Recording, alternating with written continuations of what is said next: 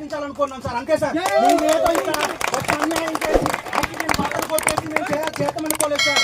మీ అందరికీ తెలుసు నక్సల్స్ అంటే ఎంత భయంకరంగా ఉంటారో. మీరు ఇచ్చేటువంటి ట్రైనింగ్, పోలీసులో ట్రైనింగ్ ఇచ్చేదానికంటే, ఆర్మీ ట్రైనింగ్ ఇచ్చేదానికంటే చాలా పవర్ఫుల్. మీకు తెలుసు నక్సల్స్ వ్యవస్థ. నేను ఒక రోజు 2027 వరకు బాంబులు మోసినాను, మీకు తెలియదు. కానీ బైబుల్ పట్టిన తర్వాత మారిపోయాను.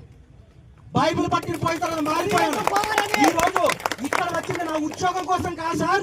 నా కొడుకు భవిష్యత్తు, ఒకే ఒక కొడుకు ఉన్నాడు. అలాంటి భవిష్యత్ తరాలకు ఉపయోగపడాలి, చట్టాలు భారత రాజ్యాంగం ఉపయోగపడాలని వచ్చాను సార్. నేను ఏ రోజు మైక్ పెట్టి మాట్లాడేది ఎందుకనేసి అంటే వెనకాల ఉండే అరసాను, వెనకాల ఉండే నిలబడి మాట్లాడాను. ఎందుకంటే అధికారం ఉన్నా మాట్లాడలేని స్థితి. ఎందుకంటే అడిగేవారు లేదు. అమ్ముడు పోయినటువంటి నాయకులు మా కళ్ళ ముందు ఉన్నారు. చాలా మంది ఈ రోజు పోరాటం చేయడానికి వచ్చిన వారు కూడా రాలేకపోయారు సార్ మా దగ్గరికి. ఎందుకో తెలుసా సార్, ముందుగానే డోర్ తీసి వాళ్ళు కూర్చోబెట్టి టీలు ఇచ్చి, కాఫీ ఇచ్చి, అన్ని డ్రింకులు ఇచ్చి, అన్ని డబ్బు ఇచ్చి వాళ్ళకి మేపుతున్నారు సార్. ఐటీలో ఉన్నవారు కూడా లేదంటారా?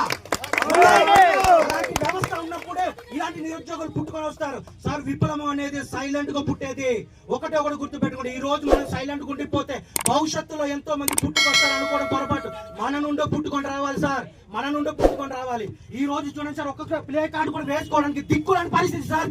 ఇది ఎన్ని వారాల నుండి తిప్పుకొని వచ్చాను సార్. ఇది సీఎం బొమ్మ వేసుకొని ఆయన 10 సార్లు ఇలాంటి అవసరమైతే కోట్లు కొట్టించగలడు. కానీ నిరుద్యోగుల దగ్గర ఉన్నటువంటి ఒక పాంప్లెట్ కూడా కొట్టించలేని స్థితిలో ఉన్నామంటే ఎంత దౌర్భాగ్యమైన స్థితి ఒకసారి ఆలోచించండి సార్. మా గతి అది సార్.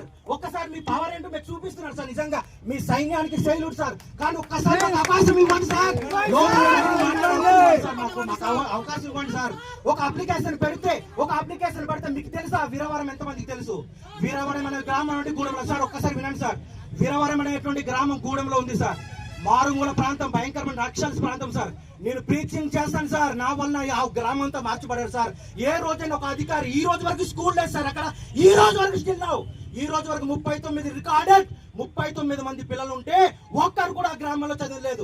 75 సంవత్సరాల స్వతంత్రం వచ్చి 76 సంవత్సరాల గణతంత్రం జరిపినటువంటి ఈ భారతదేశంలో ఇంకా భారతదేశంలో స్కూల్ అనేవి ఉన్నాయనేసి అంటే ఈ ఐటీడీ సిగ్గుపడాలి సార్. సిగ్గుపడాలి. ఒకే ఒకటి చెప్తాను సార్. మనం ఈ రోజు సాధించకపోతే మన చట్టాలు ఇంకా తుంగ తొక్కుతూనే ఉంటారు. అలా తొక్కకుండా ఉండాలనేసి అంటే మన అమ్మ నాన్న ఇక్కడ ఇన్నాళ్ళు కాశారు, ఎక్కడో కాసుకొని బ్రతికారు. గొళ్ళు కాసాం, మేకలు కాసాం, అన్ని కట్టాం. ఈ రోజు నాకు అన్నారు రాజు గారు వీళ్ళంబరు పట్టుకున్నారు అనుకున్నారు. కొన్ని రోజులు పోతే సార్ మీరు తుపాకీ పడితే నిజంగా రక్షణ సార్. రాజకీయ నాయకులకి రక్షణ, అధికారులకు రక్షణ.